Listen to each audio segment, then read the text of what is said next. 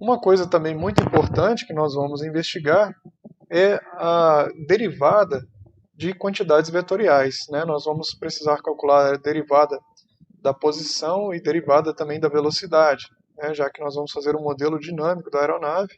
Derivada da velocidade, que é a aceleração, com essa aceleração, é, nós vamos relacionar, né, essa aceleração com as forças que estão agindo sobre o veículo.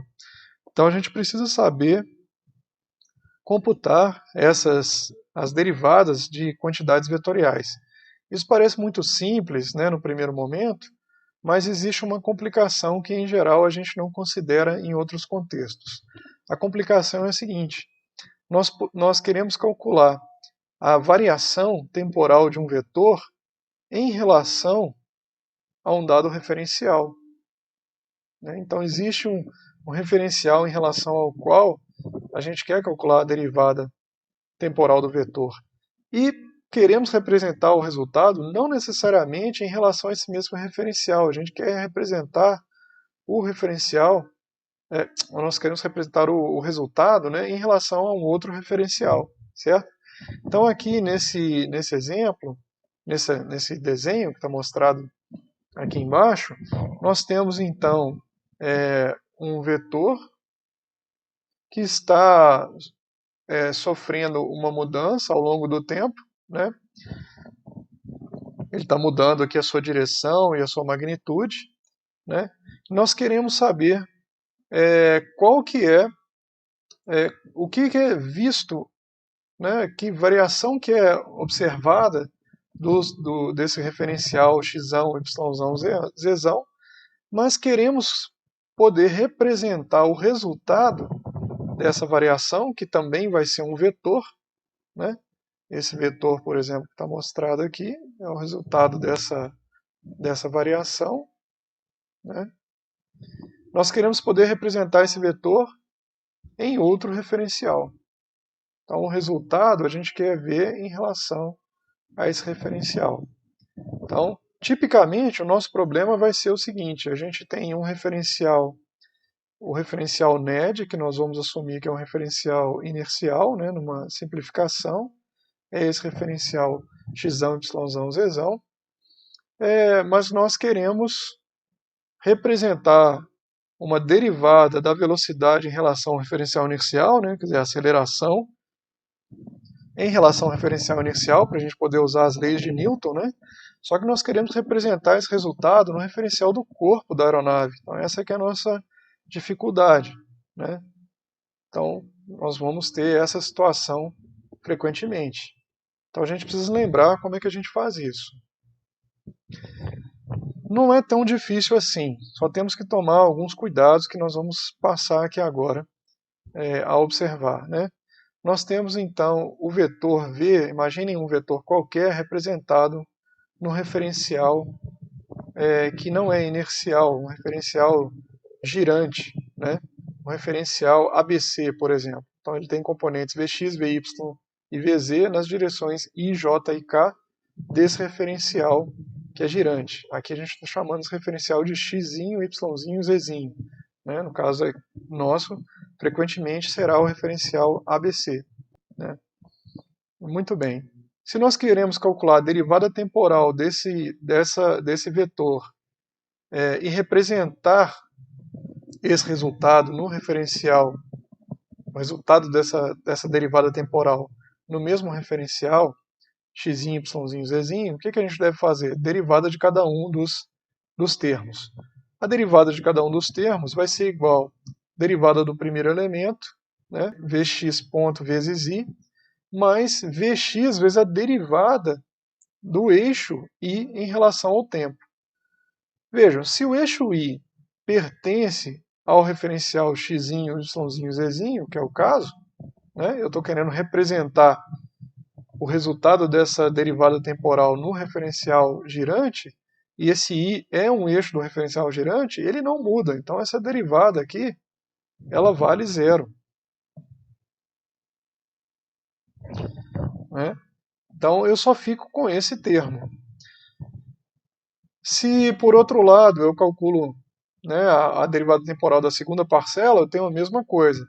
Derivada do primeiro vezes o segundo, mais o primeiro vezes a derivada do segundo. Só que se esse eixo J pertence ao referencial x, y, z, a derivada temporal dele, como vista, né, como vista do referencial x, y, z, é zero, ele não está mudando, ele não muda, ele faz parte, é um vetor constante no referencial, né? E o mesmo, finalmente, acontece com a componente z. Então, isso aqui também não muda, é zero. Portanto, a derivada temporal de um vetor representado no referencial xyz, da sua representação no referencial xyz em relação ao referencial xyz, ou seja, como vista do referencial xyz, é aquilo que a gente esperaria, né? Simplesmente nós temos aí as derivadas das componentes que constituem o vetor. Isso fica diferente quando a gente quer calcular a derivada da representação do vetor v num dado referencial, mas como visto de um outro referencial, né? Porque quando nós calcularmos a derivada temporal, seguindo o mesmo procedimento de calcular a derivada de cada um dos termos, né, e usando a regra do produto, né, quando a gente, por exemplo, tomar o primeiro elemento, a gente de novo vai ter a derivada do primeiro vezes o segundo, mais o segundo vezes a derivada do primeiro, está aqui colocado. E nesse caso, isso aqui não necessariamente é igual a zero, ou seja, a variação do vetor i do referencial xyz como vista do referencial x, y, z pode ser diferente de zero. Por exemplo, considerem que o referencial x, y, z está girando. Então, o vetor i, apesar da sua magnitude não mudar, a sua direção está mudando continuamente, como se alguém estiver olhando, né? Estiver posicionado no referencial fixo, no referencial inercial, né? Isso vai acontecer, então, para todos os outros fatores. Portanto, a pergunta é: quanto valem essas derivadas temporais de cada um dos vetores diretores do referencial girante quando vistas do referencial fixo, né? Quanto é que valem essas derivadas temporais? E mais do que isso, eu quero poder calcular essas derivadas em relação ao referencial parado, x, y, z, mas representar o resultado no referencial x, y, z, para que eu possa somar com essa parcela anterior aqui, né? Então vamos investigar como é que isso poderia ser feito, né? O que acontece então? Lembrando que nós estamos considerando, né, que o referencial x, y, z é um referencial girante.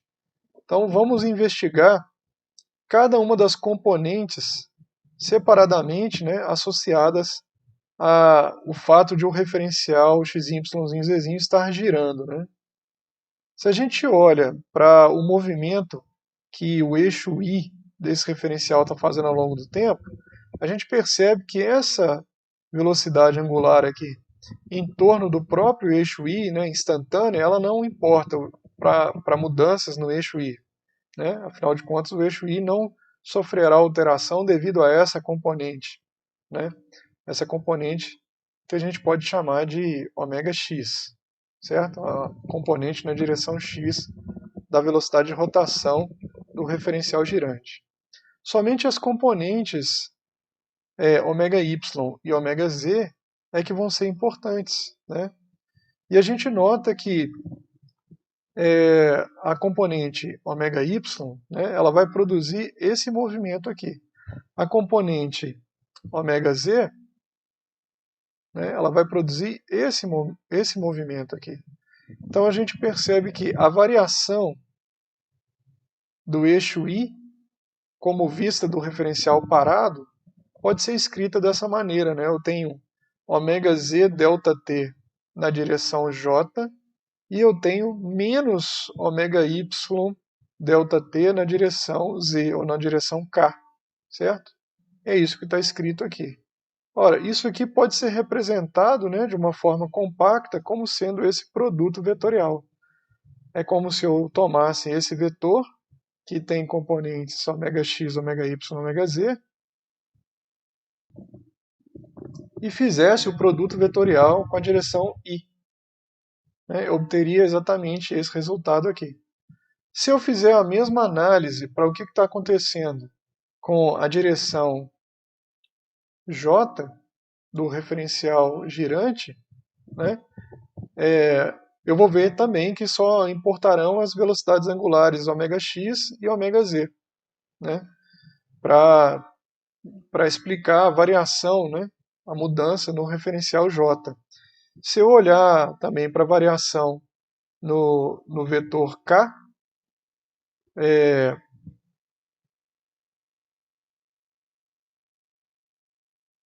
eu vou ver também que só as velocidades angulares ωx e ωy, né, as componentes, né, melhor dizendo, as componentes ωx e ωy, é que vão ser importantes, né? E aí eu vou chegar nessas outras expressões que estão mostradas aqui embaixo, né? Se eu combinar, então, essas ΔI, ΔJ e ΔK, é a variação total, né, dos vetores diretores, né, do referencial girante, x, y, z, como vistas, né, essas mudanças, essas variações, como vistas do referencial x, y, z. Se eu combinar tudo isso, eu vejo então que é, essa aqui, né, como a gente escreveu, essa primeira componente é ômega na direção i, essa segunda componente aqui, ômega na direção j, e aqui ômega na direção k. Né? Se eu combinar Vx com I, Vy com J e Vz com K, eu vejo que eu consigo reescrever esse pedaço dessa maneira, colocando a velocidade angular, né, ômega xyz em evidência. Então, essa equação vai ser muito importante para a gente, nós vamos usá-la várias vezes, né? E ela está nos dizendo então o seguinte, que a derivada temporal de um vetor v como vista de um referencial x, y, z, né? Mas resultado esse representado no outro referencial, x, y, z, é igual à derivada da representação do vetor v no referencial x, y, z, mais esse produto vetorial da velocidade angular do referencial girante, vec, o vetor, a representação do vetor v no referencial girante. Né? Então vejam que se x, y, z fosse igual a x, y, z, essa parcela aqui seria igual a zero e a gente teria coincidência, né, do lado esquerdo com o lado direito. Então, de fato, porque um referencial está girando, a gente tem então essa parcela a mais. Uma outra maneira de ver qual que é a influência desse termo aqui nessa expressão que é a seguinte: se eu tiver um vetor que está preso ao referencial girante, essa parcela vai ser igual a zero, ou seja, não haverá variação das componentes da representação desse vetor que está preso ao referencial girante ao longo do tempo. Né? Então essa derivada vai ser zero. Entretanto, como esse vetor está preso ao referencial girante, visto de um referencial fixo, a derivada temporal vai ser exatamente igual à velocidade angular do referencial que está girando, já que o vetor está preso a ele, né? Vai ser igual à velocidade angular vec, o valor do vetor. Né? Ou seja, vai ser a expressão da velocidade tangencial, né? Resultante da rotação desse vetor constante no referencial que gira, mas visto do referencial fixo, ele está mudando, né, ao longo do tempo, já que ele está preso ao referencial girante. Uma das aplicações para essa equação que nós acabamos de ver é entender como que as variações dos ângulos de Euler se relacionam com as componentes da velocidade angular da aeronave, né? Lembrem-se que os ângulos de Euler são utilizados para descrever a orientação espacial da aeronave. Qual que é a relação desses ângulos de Euler, né?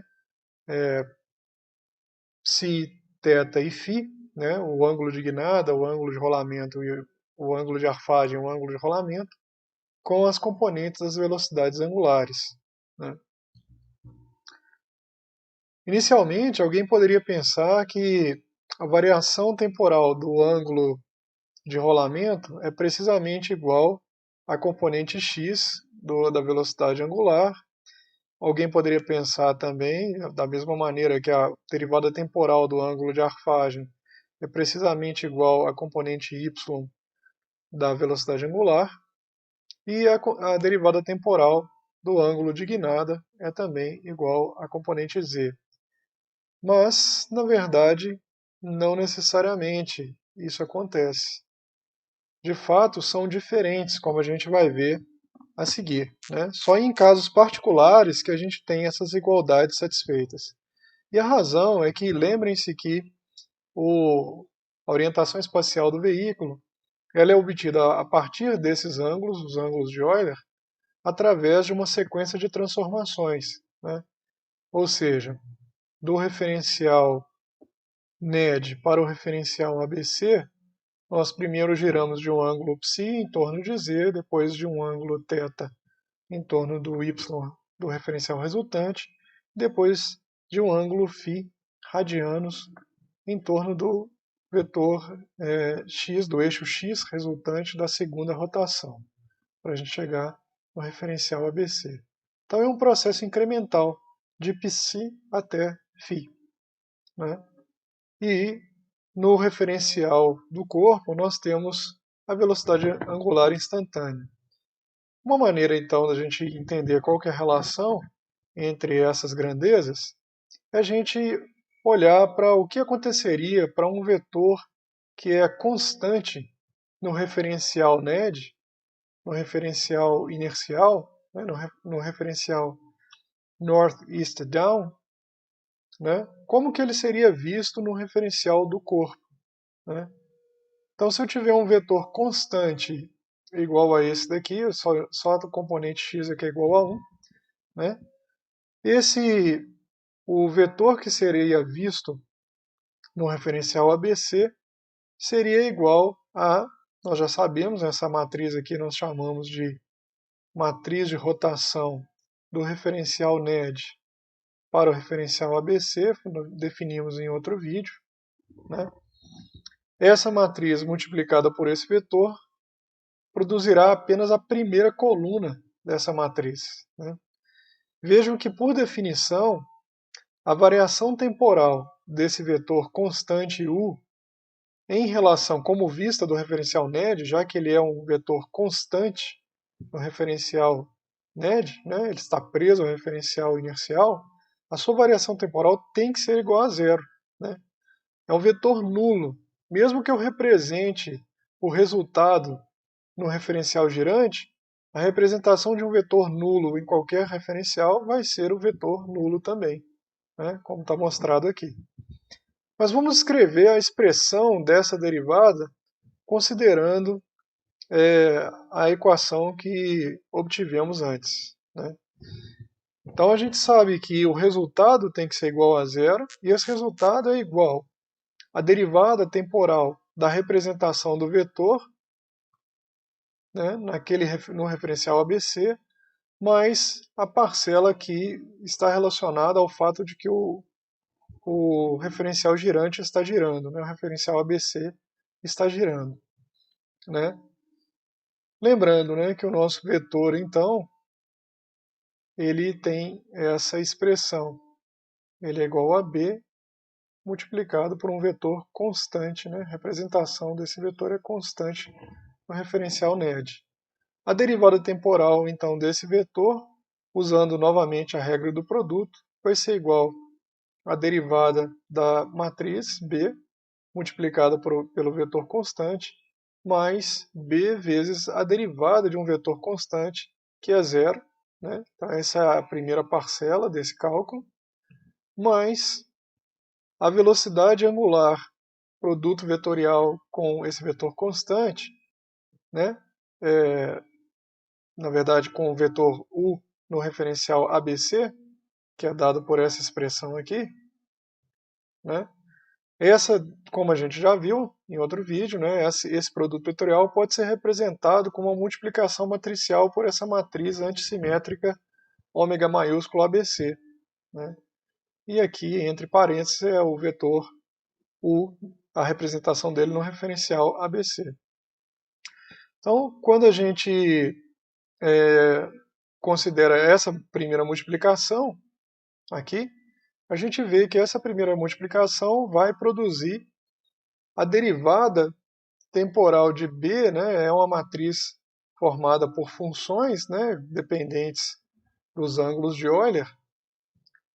Essa derivada temporal de B multiplicada por esse vetor constante significa obter a primeira coluna dessa matriz das derivadas temporais, né, de B. Mas essa parcela aqui, B vezes 100, também é a primeira coluna de B, que é o que está sendo mostrado aqui. Então a gente tem essa expressão final, né, 0 é igual a derivada temporal da primeira coluna da matriz de rotação mais a matriz ômega ABC vezes a primeira coluna da matriz de rotação. Né? Se a gente então passar esse termo aqui para o lado esquerdo, a gente consegue escrever essa expressão aqui. Né? Nessa expressão, e essa expressão pode ser representada, aqui faltou um sinal de menos, estou incluindo agora, sinal de menos, também pode ser representada como esse produto vetorial, né? Em que essa matriz ômega ABC maiúsculo ela é montada com as componentes do vetor velocidade angular da maneira como nós já vimos anteriormente, né? Uma matriz antissimétrica montada com os componentes P, Q e R do vetor ômega. Ora, se a gente fez isso para o caso de um vetor constante dado por 100, e com isso nós obtivemos as primeiras colunas, né, das matrizes envolvidas, se eu fizer o mesmo com um vetor constante no referencial NED, mas que tem elementos 0, 1, 0, eu terei as segundas colunas, né, desses termos matriciais que aparecem nessa expressão. E se eu fizer a mesma coisa com o vetor constante 0, 0, 1, eu vou ter então as terceiras colunas, né, tanto desse fator quanto desse outro fator. Então, eu vou ter as mesmas equações, só que para B2 ponto mais ômega B2 e B3 ponto mais ômega B3. Né? Significa então que se eu combinar essas três colunas numa matriz, eu consigo então essa equação matricial. Né? As três colunas, então aqui eu tenho uma matriz, né, que é formada, as colunas são as derivadas temporais, e essa é a matriz de rotação que nós já conhecemos, né, e aqui também nós agrupamos as colunas. Essa equação mostra então que a derivada temporal da matriz de rotação que leva do referencial NED para o referencial ABC é igual a menos, né, a velocidade, uma matriz antissimétrica que está relacionada com a velocidade angular do referencial ABC multiplicada pela matriz de rotação que leva do referencial NED para o referencial ABC. Né? Se a gente desenvolve alguns elementos dessa expressão, né, aqui está essa expressão aqui, né, que nós obtivemos antes, né, lembrando que a nossa matriz B tem ela pode ser escrita dessa maneira. Se a gente se concentra nas derivadas temporais desses três elementos aqui marcados, né, e escreve essa equação apenas para esses 3 elementos, aqui é uma equação matricial. Nós temos 9 elementos, né, uma matriz 3 por 3 do lado esquerdo, e do lado direito a gente tem o produto de uma matriz 3 por 3 por outra matriz 3 por 3, resultando numa matriz 3 por 3 também. Né? A igualdade elemento-elemento, evidentemente. Então, se a gente tomar 3 elementos, esses 3 elementos aqui do lado esquerdo, e comparar com os 3 elementos do lado direito, a gente consegue obter essas equações que mostram como que as derivadas dos ângulos de Euler estão relacionadas com as componentes da velocidade angular do referencial girante. Então vejam que as relações são não lineares, né? E são diferentes do que a gente esperava, né? Φ ponto não é igual a P, θ ponto não é igual a Q e Ψ ponto não é igual a R. Entretanto, né? Então no caso particular em que a aeronave está sem nenhum rolamento e o ângulo de arfagem é igual a zero, aí sim, φ ponto é igual a P, θ ponto é igual a Q e Ψ ponto é igual a R. Só nesse caso particular, né?